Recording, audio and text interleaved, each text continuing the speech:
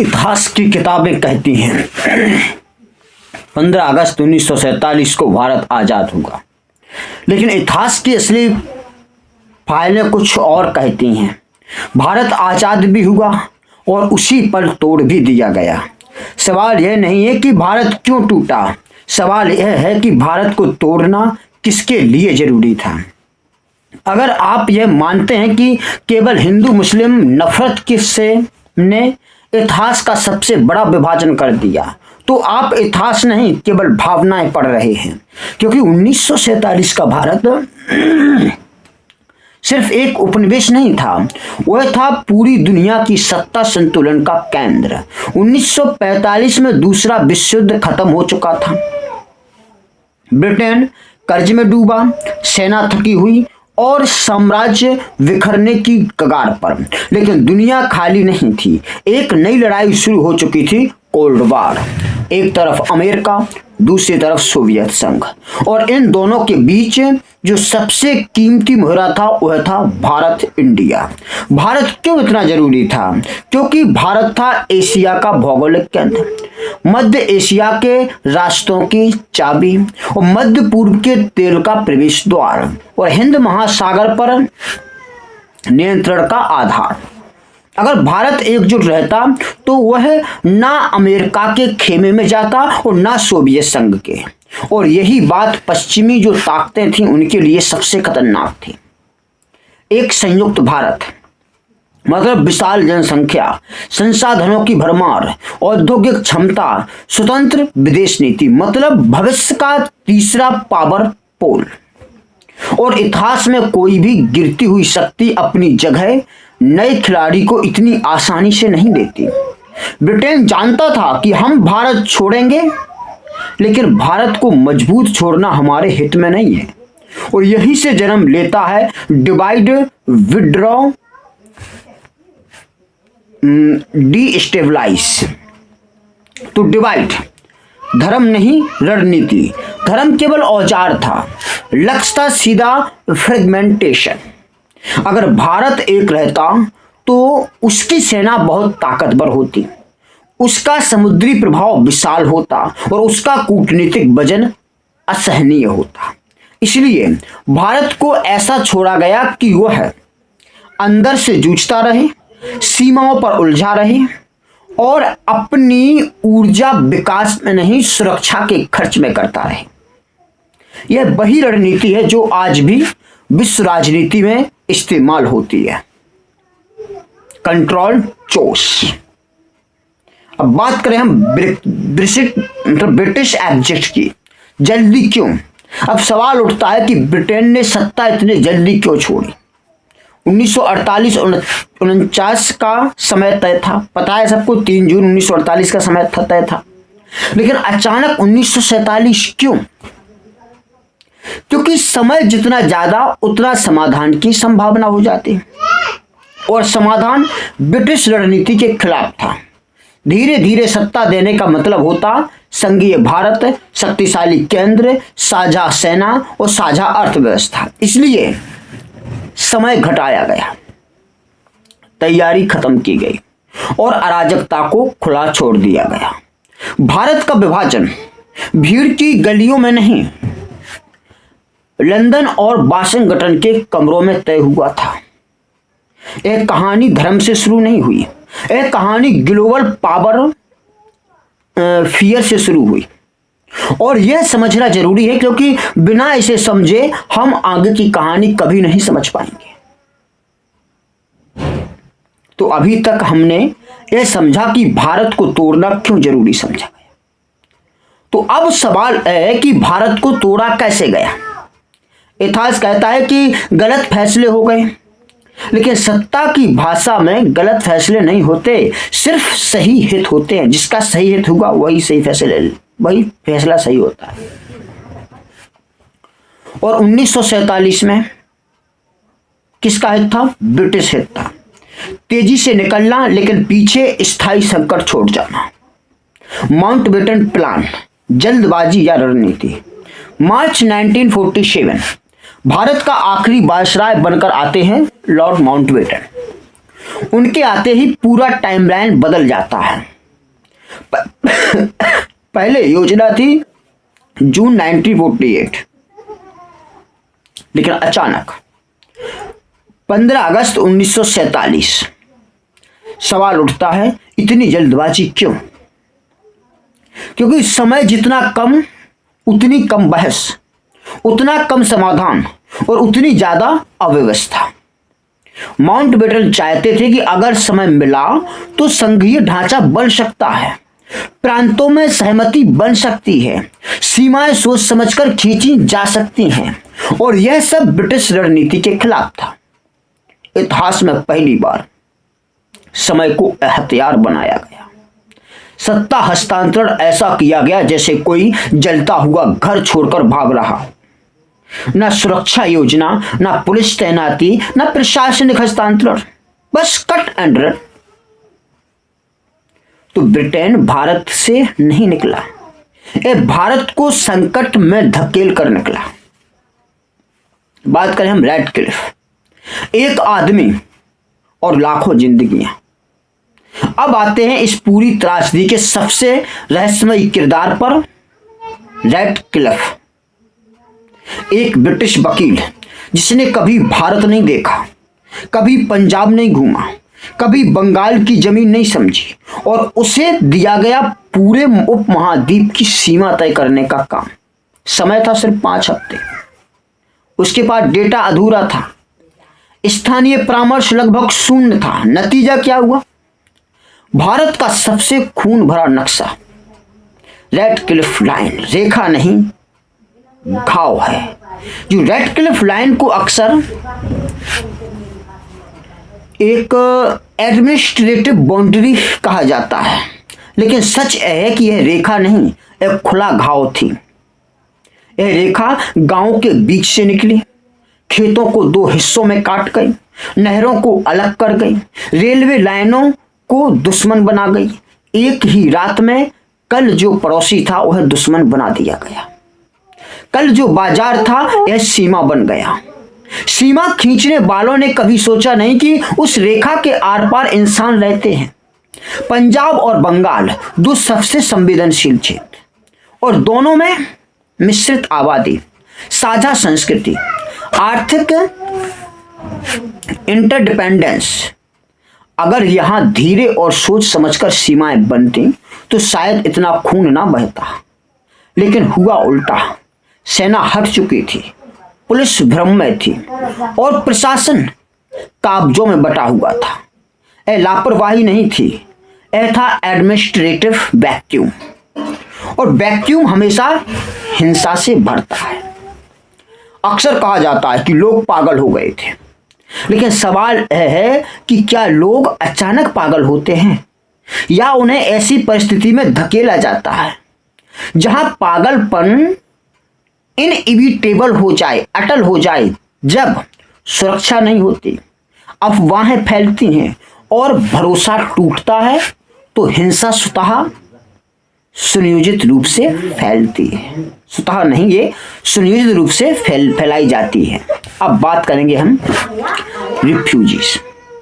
Numbers not humans.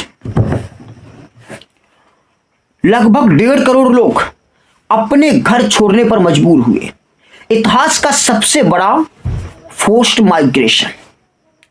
लेकिन British दस्तावेजों में यह सिर्फ पॉपुलेशन ट्रांसफर था, जिसे फाइलों में ट्रांसफर कहा गया। उसे जमीन पर मौत और विस्थापन कहा गया। सवाल उठता है, क्या इसके लिए केवल भारतीय नेता जिम्मेदार थे, या केवल सांप्रदायिक उन्माद, या फिर एक साम्राज्य जो जाते जाते अपने पीछे स्थायी संकट छोड़ गया? इतिहास का न्याय कहता है कि सबकी भूमिका थी, लेकिन सबसे ताकतवर की जिम्मेदारी सबसे ज्यादा थी। भारत का विभाजन केवल विचारधारा से नहीं, प्रशासनिक इंजीनियरिंग से हुआ। रेखाएं खींची गईं बिना जमीन समझे, बिना इंसान देखे और बिना भविष्य सोचे। और जब सीमाएं हथियार बन जाती हैं तो शक्ति कभी टिक नहीं पाती। अभी तक हमने देखा कि सीमाएं कैसे हथियार बने। और अब सवाल यह है कि उन सीमाओं के उस पार एक ऐसा देश क्यों बनाया गया जो जन्म से ही अस्थिर था। क्या पाकिस्तान वास्तव में सिर्फ मुस्लिम आकांक्षाओं का परिणाम था, या फिर वह कोल्ड वार की सबसे शुरुआती भू राजनीतिक प्रयोगशाला था। तो कोल्ड वार की शुरुआत और साउथ एशिया की एंट्री कब? 1947 का साल सिर्फ भारत पाक विभाजन का नहीं था, यह था कोल्ड वार का पहला निर्णायक मोड़। अमेरिका और सोवियत संघ सीधे युद्ध नहीं चाहते थे, लेकिन प्रभाव क्षेत्र जो स्फीयर्स ऑफ इन्फ्लुएंस था, हर हाल में ये लोग चाहते थे कि इसमें यहाँ पर हमारा प्रभाव बने। और इसी खेल में दक्षिण एशिया एकदम केंद्र में आ गया। सोवियत संघ दक्षिण की ओर बढ़ सकता था, अमेरिका और ब्रिटेन इसे किसी भी कीमत पर रोकना चाहते थे। बफर स्टेट्स थ्योरी यहां पर आ जाती है फिर। अब ये यहां पर जो पहले किताबों में मिलती है, अब इसको किताबों से हम जमीन तक लेके चलते हैं। जियो पॉलिटिक्स में एक पुराना सिद्धांत है बफर स्टेट, ऐसा देश जो दो बड़ी शक्तियों के बीच ढाल का काम करे, ना खुद बहुत ताकतवर ना पूरी तरह स्वतंत्र। पाकिस्तान इसी सिद्धांत का जीवंत उदाहरण था। सोवियत संघ ने सीधा टकराव नहीं, लेकिन उसके रास्ते में एक दीवार और पश्चिमी सैन्य हितों का चौकीदार पाकिस्तान का भूगोल। एक संयोग नहीं, पाकिस्तान का नक्शा देखिए पहले। एक हिस्सा जो पश्चिम एशिया के पास है और दूसरा हिस्सा भारत के भीतर फंसा हुआ है राजस्थान में। तो यह अजीब संरचना किसी सामाजिक आंदोलन से नहीं, रणनीतिक जरूरत से बनी थी। पाकिस्तान की सीमाएं राष्ट्र निर्माण के लिए नहीं, रणनीतिक उपयोग के लिए बनी थी। अब बात करेंगे हम जिन्ना, विजनरी या फिर स्ट्रेटजिक बेनिफिशियरी। तो अब यहां एक जरूरी बात, माउंटबेटन को केवल खलनायक या नायक कह देना इतिहास को सरल बना देना है। सच है कि जिन्ना एक कॉन्स्टिट्यूशनलिस्ट थे, मतलब कॉन्स्टिट्यूशनलिस्ट थे। उन्होंने अलगाव आखिरी विकल्प के रूप में स्वीकार किया, लेकिन जब विकल्प बदले तो वह एक बड़े खेल का हिस्सा मात्र बन गए। पाकिस्तान का निर्माण उनके हाथों से हुआ, लेकिन उसके भविष्य की दिशा उनके हाथों में नहीं रही। आर्मी ओवर स्टेट, बात करें पहले आर्मी ओवर स्टेट। तो एक असामान्य जन्म हुआ। पाकिस्तान की सबसे बड़ी त्रासदी यह थी कि एक सिविल स्टेट की तरह पैदा ही नहीं हुआ था। यहां पर प्रशासन कमजोर था, राजनीतिक संस्थाएं अपरिपक्व थीं, संसाधन सीमित थे और सबसे ऊपर भारत का भय। इस भय ने इस एक संस्था को असाधारण ताकत दे दी, वो थी सेना। अगर हम भारत की बात करें, जहां भारत में सेना राज्य के अधीन रही, वहीं पाकिस्तान में राज्य सेना के अधीन चला गया। वेस्टर्न अलाइनमेंट मतलब मदद थी या फिर जाग था। 1950 और 1949 के बाद पाकिस्तान तेजी से पश्चिमी खेमे में गया। वहां से उसने सैन्य सहायता की, हथियार, प्रशिक्षण और राजनीतिक संरक्षण वह जुड़ा। किससे जुड़ा हुआ है? सीटो और सैंटो से। लेकिन कीमत क्या थी? विदेश नीति स्वतंत्र नहीं रही, भारत विरोध उसकी स्थायी नीति बना और लोकतंत्र कमजोर होता चला गया। अब बात करें हम इंडिया बनाम से पाकिस्तान, दो अलग रास्ते। इसी दौर में अगर हम देखें तो भारत में एक अलग रास्ता चुन लिया भारत ने, गुट निरपेक्षता, ना अमेरिका ना सोवियत संघ। लेकिन यही बात पश्चिमी ताकतों को और परेशान करती थी। तो भारत में गुट निरपेक्षता चुने, पाकिस्तान ने गुटबद्धता, और यही अंतर दक्षिण एशिया की नियति बन गया। पाकिस्तान की राजनीति धीरे धीरे एक ही धुरी पर टिक गई, भारत विरोध। क्यों? अरे क्योंकि यही सेना को वैधता देता था, यही पश्चिम से सहायता दिलाता था और यही आंतरिक अस्थिरता को ढकता था। इसलिए शांति कभी रणनीतिक लक्ष्य नहीं बनी पाकिस्तान में, और पाकिस्तान का निर्माण एक ऐतिहासिक दुर्घटना नहीं था, यह था कोल्ड वार की सबसे शुरुआती भू राजनीतिक परियोजना। एक ऐसा देश जो सुरक्षा से ज्यादा रणनीति के लिए बना, और जब कोई देश राष्ट्र निर्माण से पहले रणनीति बन जाए तो उसकी अस्थिरता लगभग तय होती है अस्थिरता। अगर आपसे कोई पूछे कि भारत पाकिस्तान के बीच सबसे बड़ा विवाद क्या है, तो जवाब एक ही होगा सबका, कश्मीर। लेकिन सवाल यह नहीं है कि कश्मीर विवाद क्यों है, असली सवाल यह है कि कश्मीर विवाद आज तक खत्म क्यों नहीं हुआ। क्योंकि इतिहास में कुछ विवाद गलती से नहीं, रणनीति से अधूरे छोड़े जाते हैं, और कश्मीर ऐसा ही एक मामला है। कश्मीर जमीन नहीं, रणनीति है। तो कश्मीर को केवल एक सुंदर घाटी समझकर इतिहास की सबसे बड़ी भूल थे। कश्मीर है मध्य एशिया का प्रवेश द्वार, चीन, अफगानिस्तान और भारत का संगम, नदियों का स्रोत और सामरिक ऊंचाइयों का केंद्र। यही वजह है कि जम्मू एंड कश्मीर सिर्फ भारत या पाकिस्तान के लिए नहीं बल्कि वैश्विक शक्तियों के लिए भी हमेशा महत्वपूर्ण रहा। 1947 में जब फैसला लिया जा सकता था, 1947 में कश्मीर के पास 3 विकल्प थे, भारत में विलय या पाकिस्तान में विलय या फिर स्वतंत्र रहे। लेकिन समस्या यह थी कि कश्मीर एक रियासत था जहां शासक हिंदू था और आबादी मुस्लिम थी, और भूगोल रणनीतिक, और यह मिश्रण किसी भी बाहरी शक्ति के लिए परफेक्ट प्रेशर पॉइंट था। अब बात करें हम इन्वेजन बिफोर डिसीजन, अक्टूबर 1947। तो भारत के भविष्य पर कोई शांतिपूर्ण चर्चा होने से पहले, यानी कश्मीर के भविष्य पर, भारत के भविष्य समझो, कश्मीर के भविष्य पर कोई शांतिपूर्ण चर्चा होने से पहले ही एक घटना हो जाती है, कबायली हमला। यह हमला स्पॉन्टेनियस नहीं था, असंगठित नहीं था और अचानक नहीं था। यह उस रणनीति का हिस्सा था जिसमें फैक्ट्स ऑन ग्राउंड बनाए जाते हैं ताकि राजनीतिक फैसले मजबूरी में हो। तो जो इंडियाज डायलेमास, जो इंडिया की दुविधा क्या थी, वार और लेजिटिमेसी। तो भारत के सामने एक कठिन विकल्प था, या तो सीधे पूर्ण युद्ध करो या फिर कानूनी वैधता के साथ सीमित सैन्य कार्रवाई करो। भारत ने यह दूसरा रास्ता चुना, कश्मीर का भारत में विलय, और फिर मामला अंतर्राष्ट्रीय मंच पर। यहीं से कहानी बदल जाती है।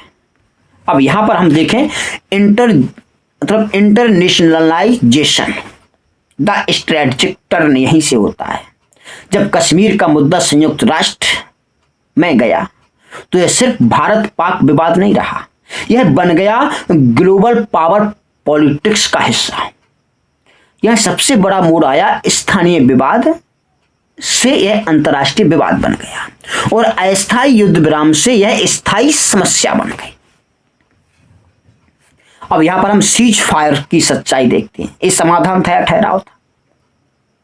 तो सीज फायर जो लाइन थी, सीज फायर सीमा रेखा थी, तो सीज फायर लाइन को अक्सर शांति की रेखा कहा जाता है। लेकिन सच यह है कि यह समाधान नहीं, सिर्फ ठहराव था, क्योंकि समस्या हल नहीं हुई, केवल फ्रीज कर दी गई, और फ्रीज प्रॉब्लम्स कभी खत्म नहीं होती। तो जिस घाव को भरा नहीं जाता उसे सिर्फ ढक दिया जाता है। Why Kashmir was kept unresolved. तो अब सबसे अहम सवाल यही है कि अगर समाधान संभव था तो किया क्यों नहीं गया? इसके 3 बड़े कारण थे। पहला, कोल्ड वार हित। तो एक स्थायी विवाद पश्चिमी शक्तियों के लिए दक्षिण एशिया में हस्तक्षेप का बहाना था। दूसरा कारण, Pakistan as a pressure tool. Kashmir Pakistan के लिए स्थायी जस्टिफिकेशन बन गया। सेना बजट, विदेश नीति सब इसी के इर्द गिर्द घूमने लगे। तीसरा कारण इंडियाज स्ट्रेटेजिक ड्रेन, जो भारत एक स्थायी सुरक्षा मोर्चे में फंस गया। जिस ऊर्जा से विकास होता तो यह सुरक्षा में खर्च होने लगी।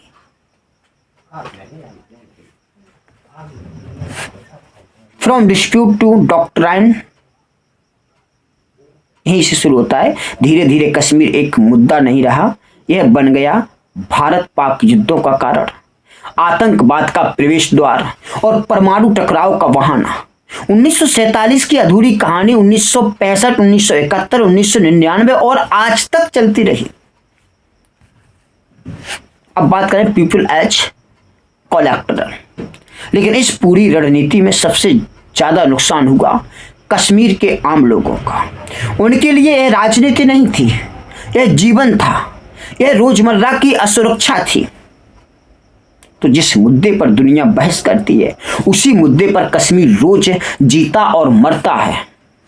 कश्मीर विवाद इतिहास की भूल नहीं था, यह एक ऐसा अधूरा प्रश्न था जिसे जानबूझकर पूरा नहीं किया गया, क्योंकि एक सुलझा हुआ कश्मीर कई वैश्विक रणनीतियों को बेकार कर देता है। और इसलिए यह फ्यूज आज तक सुलग रहा है। इतिहास अक्सर नक्शों में लिखा जाता है, रेखाओं में, तारीखों में, समझौतों में, लेकिन इतिहास का सबसे बड़ा झूठ यह है कि फैसले केवल कागज पर असर डालते हैं। 1947 में जब सीमाएं खींची जा रही थीं, तब किसी ने यह नहीं पूछा कि इन रेखाओं के बीच इंसान भी रहते हैं। अब पंजाब और बंगाल की बात करें, क्यों सबसे ज्यादा तबाही यहीं पर हुई? तो भारत के विभाजन में सबसे ज्यादा खून अगर पंजाब और बंगाल में क्यों बहा है? क्योंकि यही दो इलाके थे जहां धर्म मिला जुला था, संस्कृति साझा थी, अर्थव्यवस्था जुड़ी हुई थी और समाज आपस में घुला हुआ था। यही मिश्रण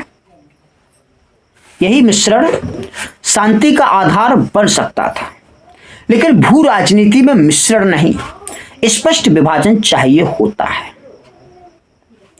एडमिनिस्ट्रेटिव कोलैप्स, जब राज्य गायब हो गया, तो 1947 की सबसे बड़ी त्रासदी सांप्रदायिक हिंसा नहीं थी, सबसे बड़ी त्रासदी थी राज्य का गायब हो जाना। सोचिए, पुलिस को नहीं पता कि यह किस देश की है, अफसर नहीं जानते कि किसे रिपोर्ट करें, सेना पीछे हट चुकी है, न्याय व्यवस्था ठप है, हर एक कोई संयोग नहीं था। यह वही वैक्यूम था जिसकी हमने पहले इसी वीडियो में बात की थी। वैक्यूम को मैंने कहा था हिंसा से भरता है और वैक्यूम हमेशा हिंसा से भरता है। वायोलेंस, मेडनेस और मैकेनिज्म। तो अक्सर कहा जाता है कि लोग पागल हो गए थे, लेकिन इतिहास में लोग अचानक पागल नहीं होते। उन्हें ऐसी स्थिति में धकेला जाता है जहां डर फैलाया जाए, अफवाहें उड़े, भरोसा टूटे और सुरक्षा ना हो। और यही हुआ पंजाब और बंगाल में। ट्रेनें लाशों से भरकर पहुंची, गांव रातों रात खाली हो गए, पड़ोसी दुश्मन बना दिए गए। ट्रेंड्स और डेथ की अगर बात करें तो इतिहास का सबसे डरावनी तस्वीर, विभाजन की सबसे भयानक छवि, खून से सनी ट्रेन है। जो ट्रेन एक देश से चली वह दूसरे देश पहुंची, लाशों से भरी हुई।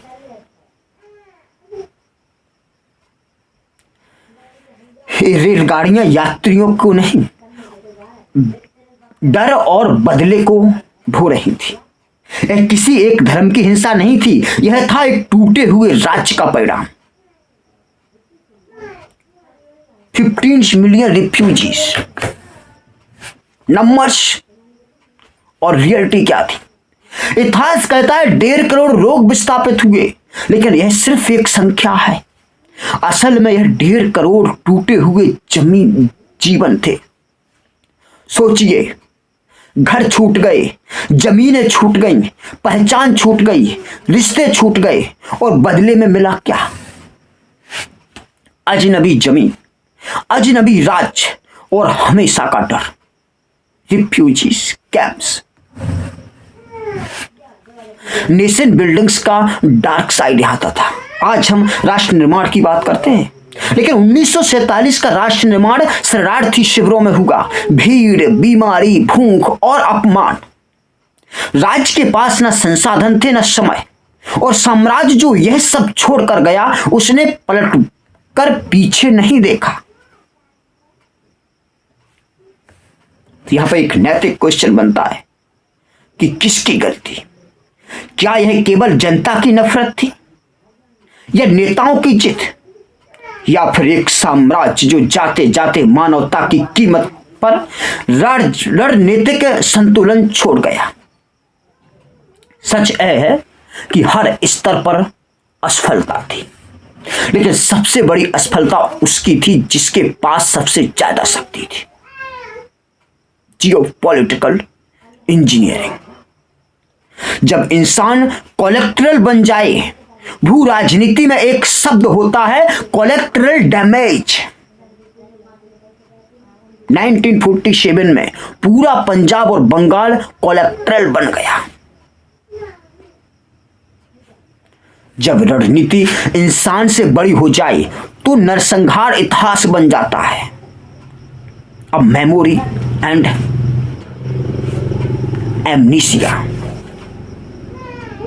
एमनीसिया की बात करें। आज हम विभाजन को या तो भुला देते हैं या केवल भावुकता में याद करते हैं, लेकिन हम यह नहीं समझते कि यह हिंसा क्यों संभव हुई।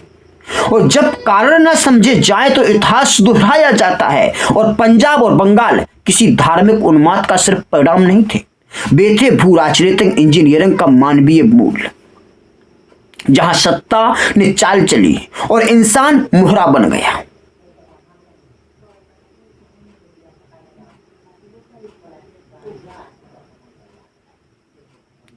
तो हम आगे देखेंगे कि विभाजन के बाद भारत और पाकिस्तान दो अलग अलग रास्तों पर कैसे चले और कैसे यह अंतर आज तक की राजनीति तय करता है।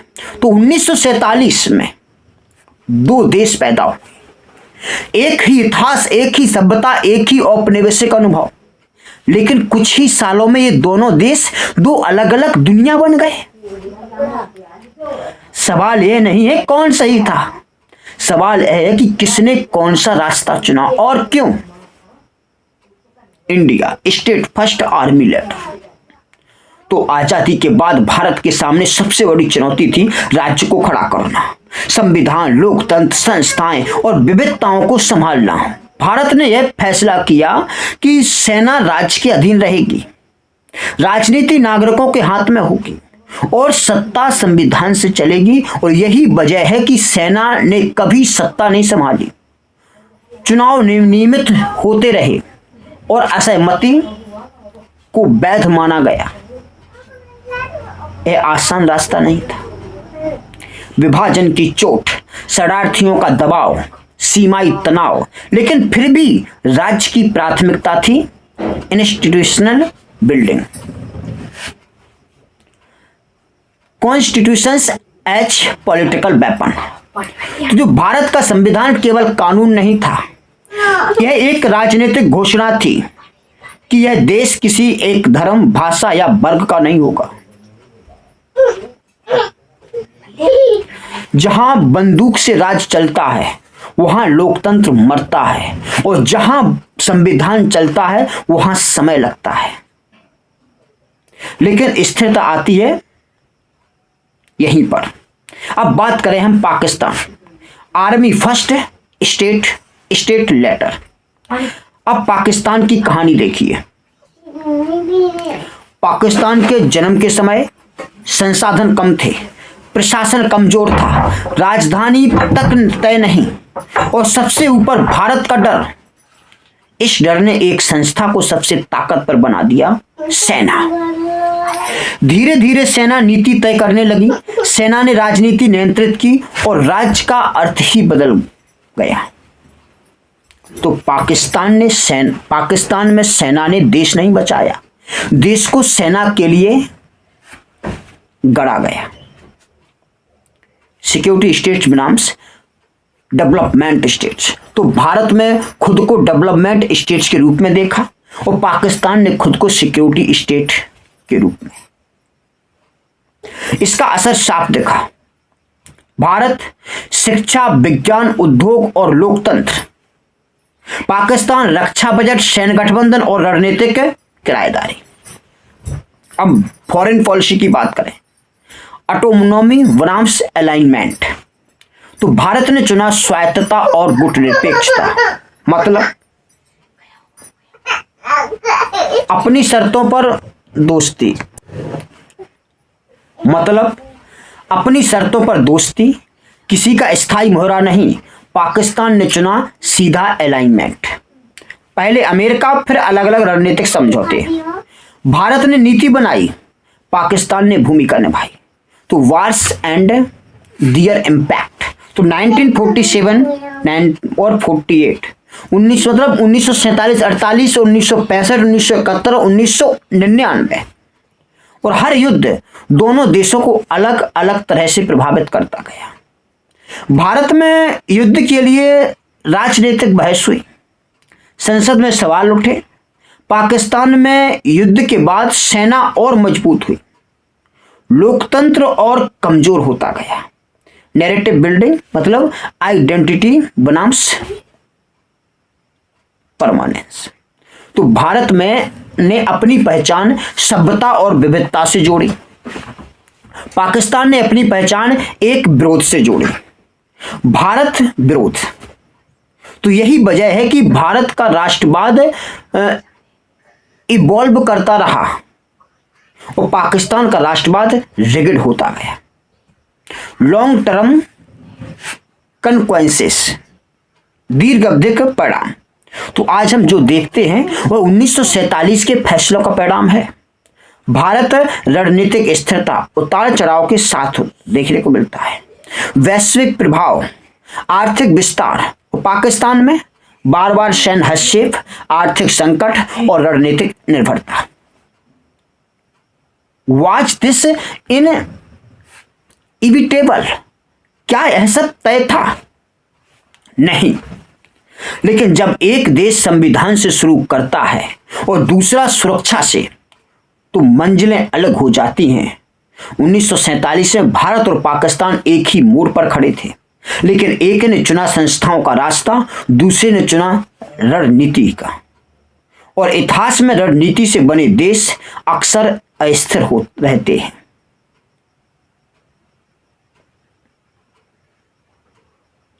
अब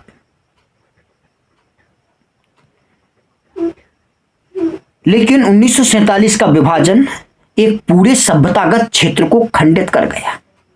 दक्षिण एशिया, जो मिलकर दुनिया की सबसे बड़ी जनसंख्या, सबसे पुरानी सभ्यता और सबसे विशाल मानव संसाधन बन सकता था, और टुकड़ों में बट गया। एक पल के लिए कल्पना कीजिए, अगर 1947 के बाद दक्षिण एशिया आर्थिक रूप से जुड़ा होता, राजनीतिक रूप से स्थिर होता और रणनीतिक रूप से समन्वित होता, तो आज यह यूरोपियन यूनियन से बड़ा आर्थिक ब्लॉक होता। यह चीन से पहले मैन्युफैक्चरिंग हब बनता और ग्लोबल साउथ का नेतृत्व करता। लेकिन ऐसा हुआ नहीं। क्यों? क्योंकि विभाजन ने विश्वास की नींव टूटने से पहले ही ढहा दी। Partition and the psychology of fear. तो विभाजन ने केवल जमीन नहीं बांटी, उसने डर बांटा। हर देश दूसरे को खतरे के रूप में देखने लगा। भारत पश्चिमी सीमा पर फंसा, पाकिस्तान अस्तित्व की चिंता में फंसा, बांग्लादेश पहचान की तलाश में फंसा और नेपाल श्रीलंका रणनीतिक दबाव में फंस गए। तो इस डर ने सहयोग की जगह प्रतिस्पर्धा को जन्म दे दिया। Why regional integration failed. क्यों क्षेत्रीय एकीकरण असफल हुआ? तो दक्षिण एशिया में क्षेत्रीय सहयोग की कई कोशिशें हुई। सबसे बड़ी संस्था बनी सार्क। लेकिन सवाल यह है कि सार्क क्यों असफल हुई? क्यों? क्योंकि राजनीतिक विश्वास नहीं था, सुरक्षा मुद्दे हावी थे और भारत पाक तनाव हर मंच पर छाया रहता था। तो जहां सीमा विवाद पहचान बन जाए, वहां आर्थिक सहयोग सपना ही रहता है। Economics cost of fragmentation. तो आज दक्षिण एशिया दुनिया की 25% आबादी रखता है, लेकिन वैश्विक व्यापार में उसकी हिस्सेदारी मात्र 5% से भी कम है। क्यों? पहली बात है, इंट्रा रीजनल ट्रेड बहुत कम है, ट्रांसपोर्ट कॉरिडोर्स टूटे हुए हैं, वीजा रिजाइम्स सख्त है। तो दक्षिण एशिया अपने पड़ोसी से ज्यादा हजारों किलोमीटर दूर के देशों से व्यापार करता है। यह आर्थिक नहीं, राजनीतिक विफलता है। Strategic vacuums and external powers. जब कोई क्षेत्र खुद एकजुट नहीं होता तो बाहरी शक्तियां उस खाली जगह को भरती हैं। यही दक्षिण एशिया में हुआ। अमेरिका सुरक्षा साझेदार बना, चीन निवेश और रणनीति के साथ आया, रूस संतुलन की भूमिका में रहा और दक्षिण एशिया खुद सब्जेक्ट बनने के बजाय ऑब्जेक्ट बन गया। जो क्षेत्र खुद निर्णय नहीं करता उस पर निर्णय किए जाते हैं। अब चाइना फैक्टर देखें हम, द न्यू रियलिटी, नई जो असलियत है। विभाजित दक्षिण एशिया चीन के लिए एक अवसर बन गया, पाकिस्तान रणनीतिक साझेदार बन गया, श्रीलंका कर्ज आधारित दबाव वाला देश बन गया, नेपाल संतुलन की उसको एक प्रकार से वहां पर उसने राजनीति खेलना शुरू कर दी चीन के द्वारा। अगर दक्षिण एशिया एकजुट होता तो चीन के लिए यह क्षेत्र इतना आसान ना होता। अब बात करें हम सिविलाइजेशनल डिस्कनेक्ट भी यहां देखने को मिलेगा हमें। दक्षिण एशिया सिर्फ भूगोल नहीं, एक साझा सभ्यता था। एक ही सभ्यता थे हम लोग, एक ही संस्कृति थे, भाषाएं, संस्कृति, खान पान और सोच सब जुड़ी हुई थी, सब धर्म भी जुड़ा हुआ था। लेकिन विभाजन ने इस सभ्यतागत निरंतरता को राजनीतिक दुश्मनी में बदल दिया। इतिहास साझा रहा हमारा, लेकिन भविष्य अलग अलग लिख दिया गया। द कॉस्ट फॉर इंडिया, तो भारत के लिए इसकी कीमत क्या है? तो भारत जो स्वाभाविक नेता बन सकता था, उसे अपनी ऊर्जा 3 जगह बांटनी पड़ी। एक आंतरिक विविधता में, दूसरी सीमाई सुरक्षा में और तीसरा क्षेत्रीय अस्थिरता में। अगर पड़ोस स्थिर होता तो भारत का वैश्विक उदय कहीं और तेज होता, कहीं और तेज होता आज से। तो इज री इंटीग्रेशन पॉसिबल? क्या दक्षिण एशिया फिर से जुड़ सकता है? तो संक्षिप्त उत्तर हम सीधा एक ही शब्द में इसका उत्तर देंगे, आसान नहीं है। लेकिन एक और इसका उत्तर है कि लेकिन असंभव भी नहीं है। आर्थिक सहयोग से हमें शुरुआत करनी पड़ेगी, कनेक्टिविटी प्रोजेक्ट्स लाने पड़ेंगे, पीपल टू पीपल कांटेक्ट करना पड़ेगा। लेकिन यह तभी संभव है जब इतिहास को भावना नहीं रणनीति के रूप में समझा जाए। 1947 का विभाजन केवल 2 देशों का बंटवारा नहीं था, यह था एक सभ्यता का विखंडन। दक्षिण एशिया जो दुनिया को दिशा दे सकता था, यह खुद दिशा खोजता रह गया।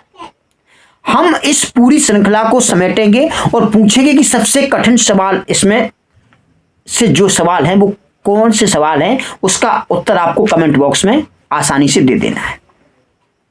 तो क्या भारत का विभाजन टाला जा सकता था? और इससे हमें आज क्या सीखना चाहिए?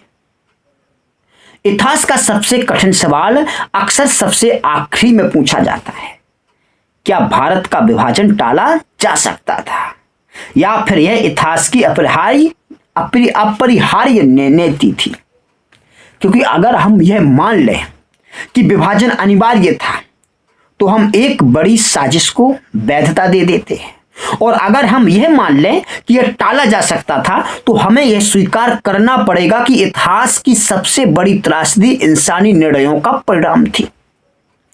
Was partition inevitable? इतिहास की किताबें अक्सर कहती हैं कि हालात ऐसे थे कि विभाजन के अलावा कोई विकल्प नहीं था। लेकिन यह आधा सच है। सच है कि विकल्प मौजूद थे, लेकिन उन्हें मरने दिया गया। 1946 का कैबिनेट मिशन प्लान था, एक ऐसा ढांचा देता था जिसमें भारत एक रहता, प्रांतों को स्वायत्तता भी मिलती और शक्ति का संतुलन भी बनता। लेकिन इस विकल्प को राजनीतिक धैर्य नहीं मिला, औपनिवेशिक समर्थन नहीं मिला और समय नहीं दिया गया। तो विभाजन इसलिए नहीं हुआ कि विकल्प नहीं थे, विभाजन इसलिए हुआ क्योंकि विकल्पों को असफल होने दिया गया।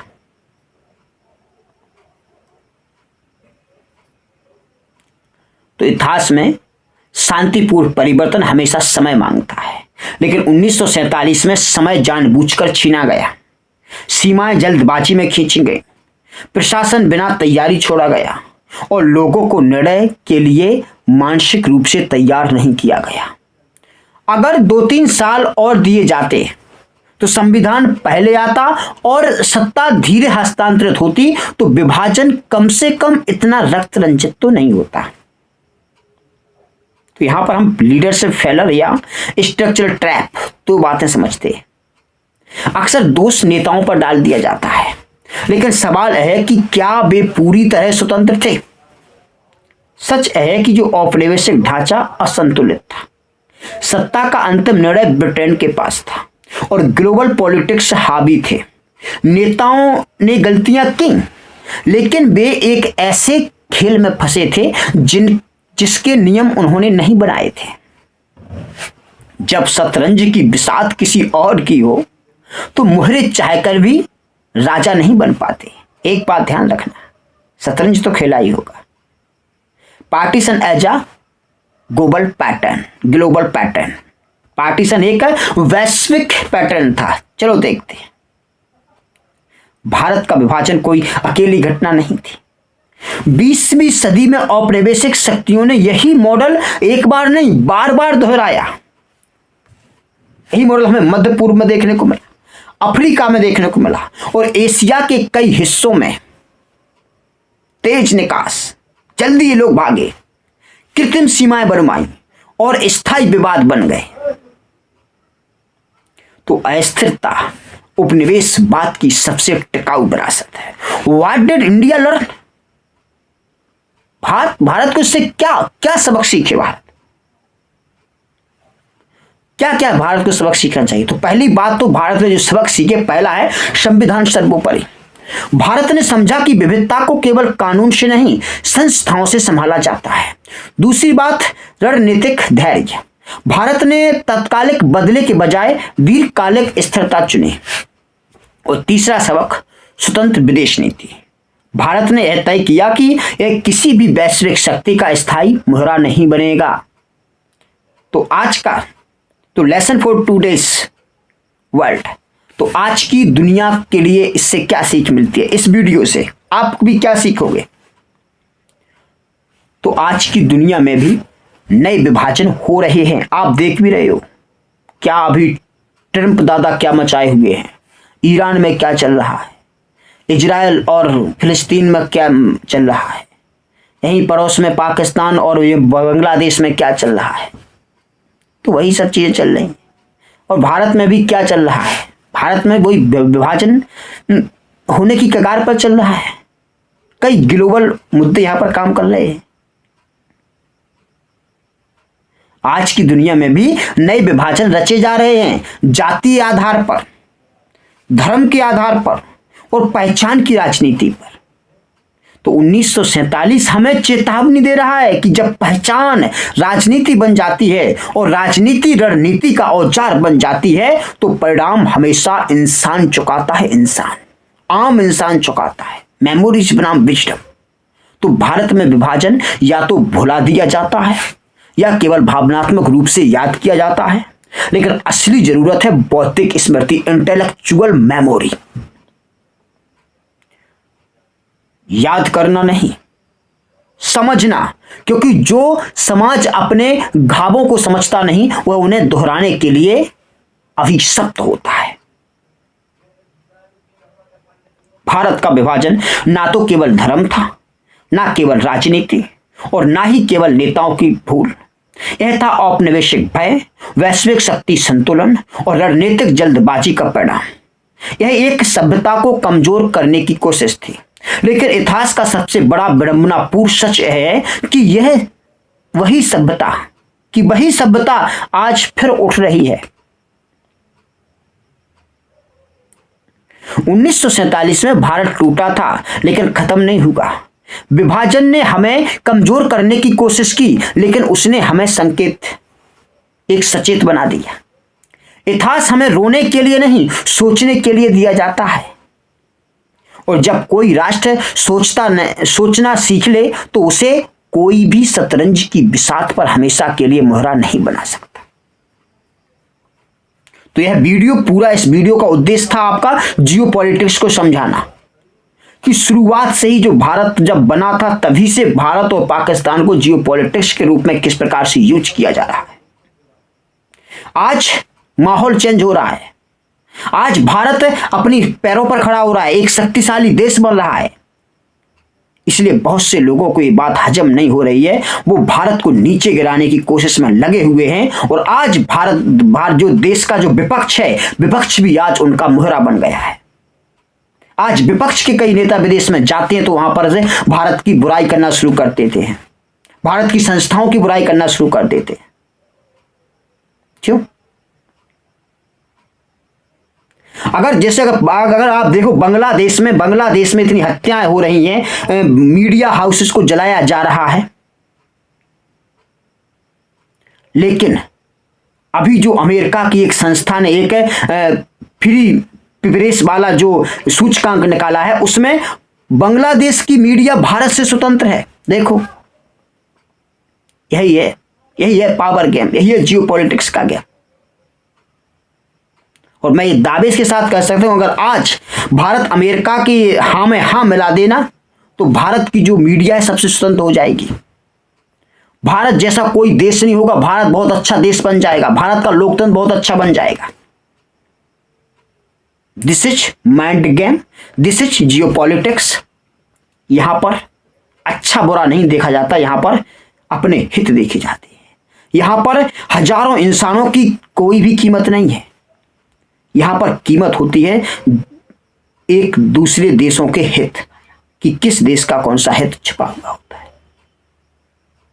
तो आज के लिए इतना ही, मिलते हैं इसी प्रकार के धमाकेदार किसी और टॉपिक्स के बारे में बात करने के लिए, किसी भी और भी कॉन्फ्लिक्ट, हिस्टोरिकल कॉन्फ्लिक्ट के बारे में, कंट्रोवर्सी के बारे में। तब तक के लिए धन्यवाद। अगर आप लास्ट तक ये वीडियो देखते हुए यहां पर रुके हुए हैं तो हां, आप वाकई में जियोपॉलिटिक्स में इंटरेस्ट रखते हैं। तो बाकी वीडियो के बारे में क्या ख्याल है कमेंट जरूर छोड़ के जाना। जय हिंद, जय भारत।